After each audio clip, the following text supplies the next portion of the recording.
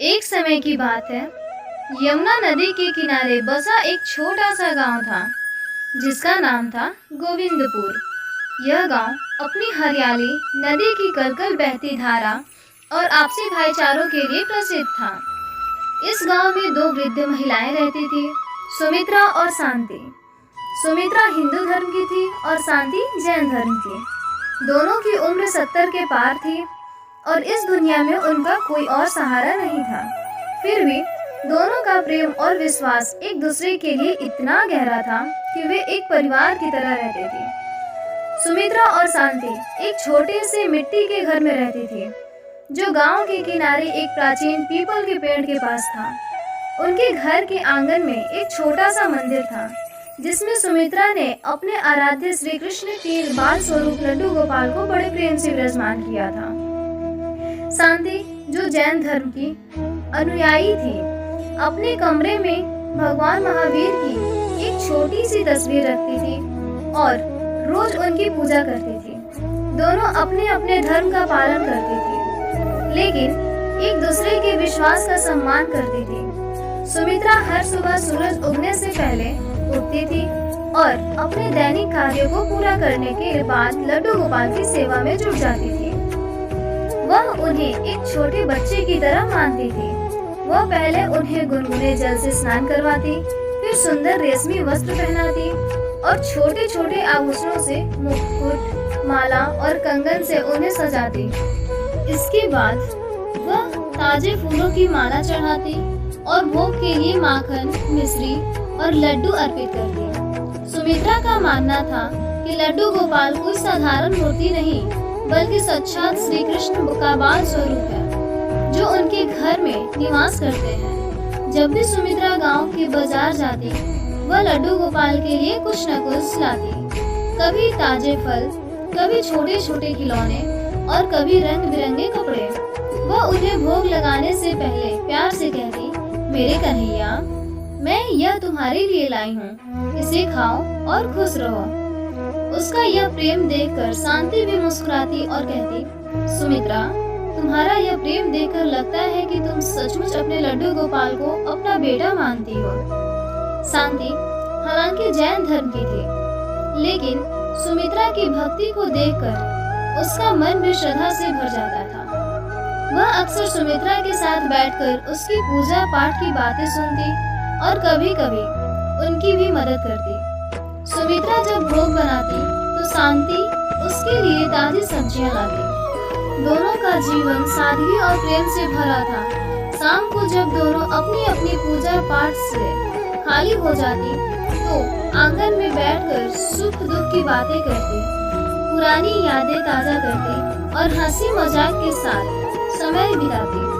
एक दिन श्रावण मास की शुरुआत में सुमित्रा को खबर मिली कि गांव के कुछ लोग मथुरा और वृंदावन की तीर्थ यात्रा पर जा रहे हैं। यह सुनकर सुमित्रा का मन उत्साह से भर गया। उसने तुरंत शांति से कहा, सखी, यह अवसर बार बार नहीं आता। चलो हम दोनों मथुरा वृंदावन चलें।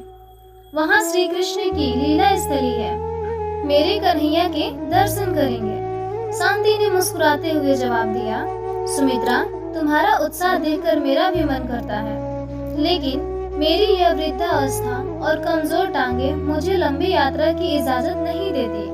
अगर मैं तुम्हारे साथ चलूंगी तो तुम्हारी यात्रा में बाधा ही बनूंगी। तुम जाओ और अपने कन्हैया के दर्शन कराओ। सुमित्रा का मन उदास हो गया। वो शांति को अकेले छोड़कर नहीं जाना चाहती थी, लेकिन शांति ने उसे समझाया, सखी, चिंता मत करो, मैं यहाँ ठीक हूँ। तुम अपने कन्हैया के दर्शन करके लौट आना।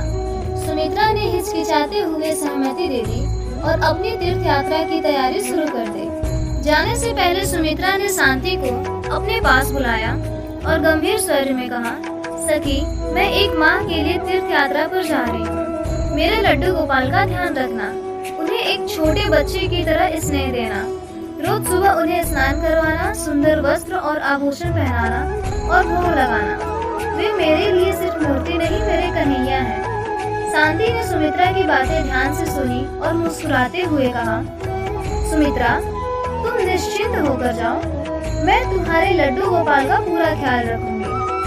तुम्हें कोई चिंता करने की जरूरत नहीं है। सुमित्रा ने शांति को गले लगाया और अगले दिन सुबह तीर्थ यात्रा के लिए निकल गई।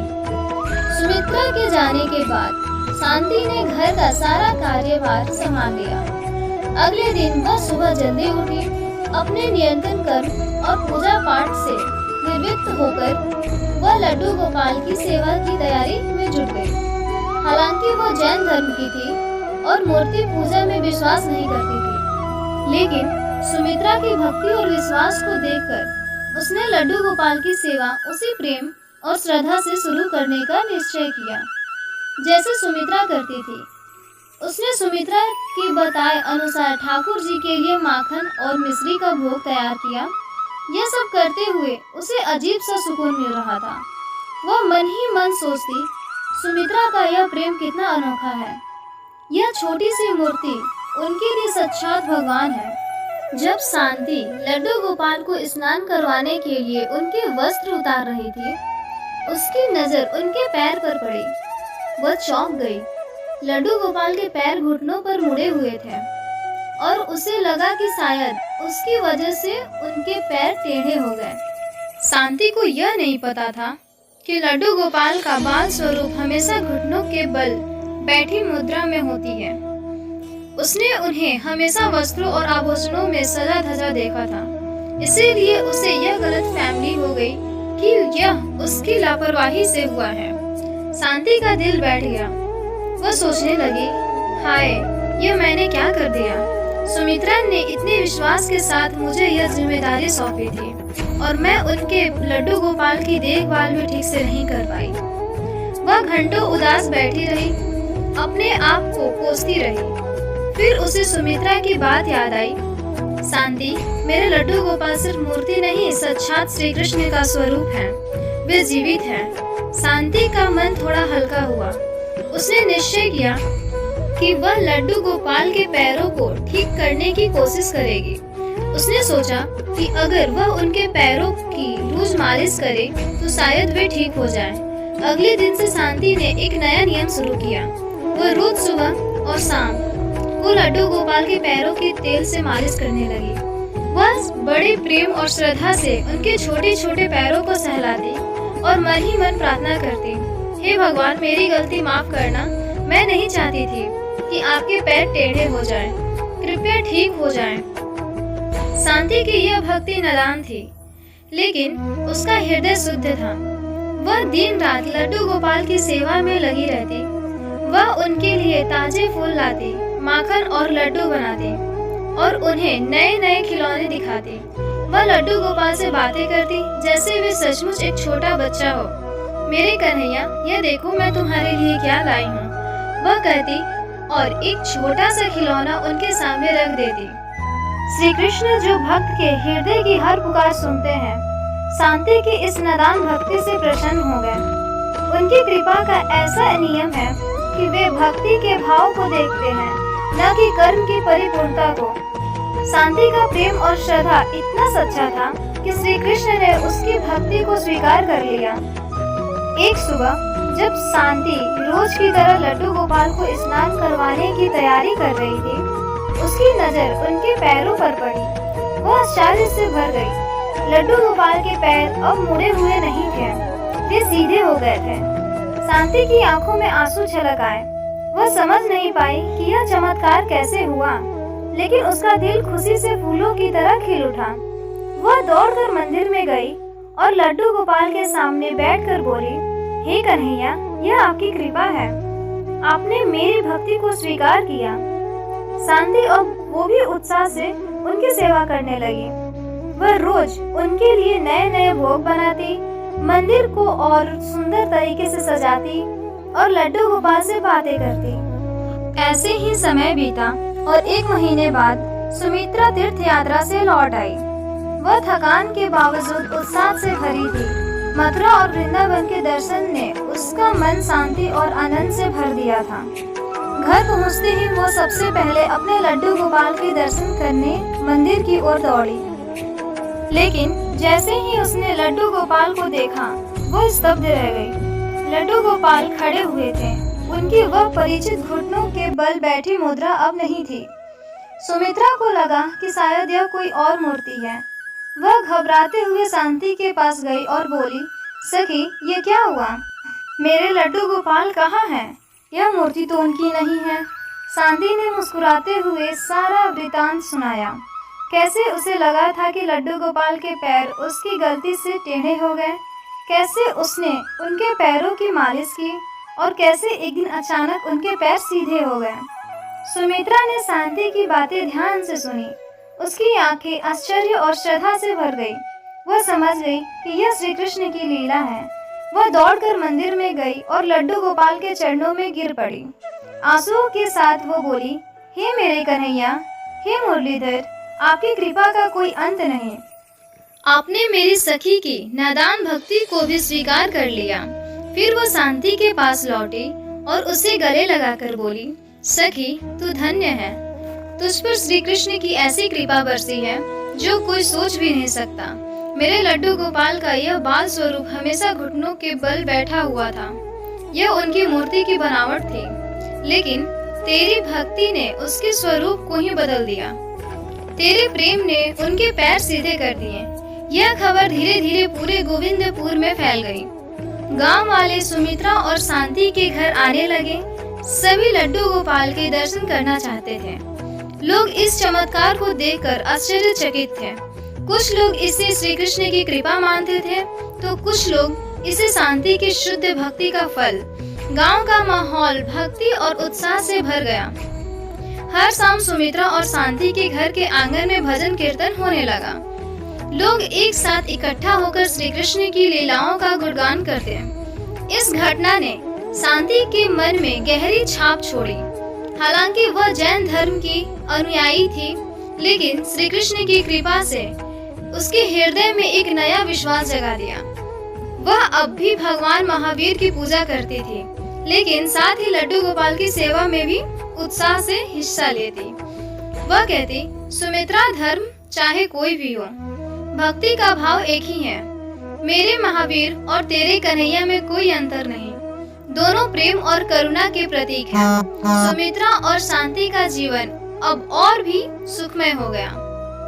उनकी दोस्ती और गहरी हो गई और उनका घर गांव वालों के लिए एक तीर्थ स्थल बन गया। लड्डू गोपाल की यह चमत्कारी लीला गोविंदपुर में सालों तक चर्चा का विषय बनी रही। सुमित्रा और शांति की यह कहानी केवल एक गांव की दो वृद्ध महिलाओं की कहानी नहीं है, बल्कि यह सच्ची भक्ति, निस्वार्थ प्रेम और अटूट विश्वास की अमर गाथा है। गोविंदपुर के उस छोटे से मंदिर में विराजमान लड्डू गोपाल ने न केवल शांति की नादान भक्ति को स्वीकार किया, बल्कि उन्होंने यह भी दिखाया कि भगवान का प्रेम किसी धर्म, जाति या सीमा से परे है।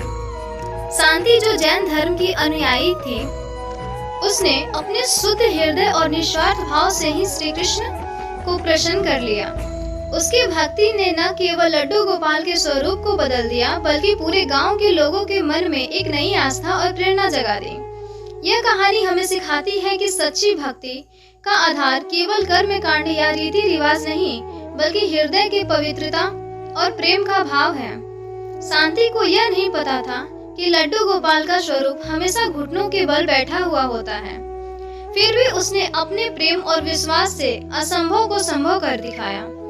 उसकी भक्ति ने श्री कृष्ण को वशीभूत कर लिया और उनकी कृपा ने न केवल उसके जीवन को बल्कि पूरे गोविंदपुर को अलौकिक कर दिया। सुमित्रा और शांति की दोस्ती भी इस कहानी का एक अनमोल रत्न है। दोनों अलग अलग धर्मों की थी, फिर भी उनके बीच का प्रेम और विश्वास इतना गहरा था कि वो हर बाधा को पार कर गया। यह हमें दिखाता है कि सच्चा धर्म वो है जो प्रेम, करुणा और एकता को बढ़ावा दे। उनके जीवन का हर पल ये दर्शाता है कि जब मन में श्रद्धा और विश्वास हो तो कोई भी बाधा बड़ी नहीं होती। लड्डू गोपाल की यह लीला आज भी गोविंदपुर में जीवंत है। वह छोटा सा मंदिर अब एक तीर्थ स्थल बन चुका है, जहां दूर दूर से लोग दर्शन करने आते हैं।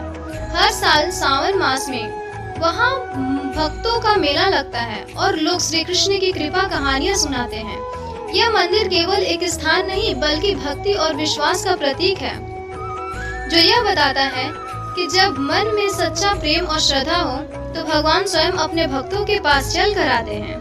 यह कहानी हमें यह भी सिखाती है कि भक्ति का कोई एक रूप नहीं होता, चाहे वह सुमित्रा की तरह रोजाना पूजा पाठ और सेवा में लीन होना हो या शांति की तरह नादान लेकिन शुद्ध हृदय से की गई भक्ति। भगवान हर रूप को स्वीकार करते हैं। श्री कृष्ण की कृपा उस पर बरसती है जो अपने मन, कर्म और विचार से उनकी शरण में जाता है। शांति की भक्ति ने यह सिद्ध कर दिया कि जब विश्वास अटल हो और प्रेम निस्वार्थ तो असंभव भी संभव हो जाता है। लड्डू गोपाल की यह कहानी हमें यही संदेश देती है कि सच्ची भक्ति और विश्वास से सब कुछ संभव है।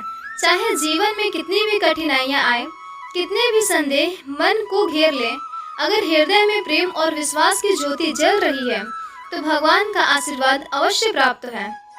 गोविंदपुर का वह छोटा सा मंदिर और सुमित्रा शांति की यह कहानी हमें यह प्रेरणा देती है कि अपने मन को शुद्ध रखो, प्रेम से भरो और भगवान पर अटूट विश्वास रखो, क्योंकि जहाँ भक्ति है वहाँ भगवान है और जहाँ भगवान है वहाँ चमत्कार अवश्य होते हैं।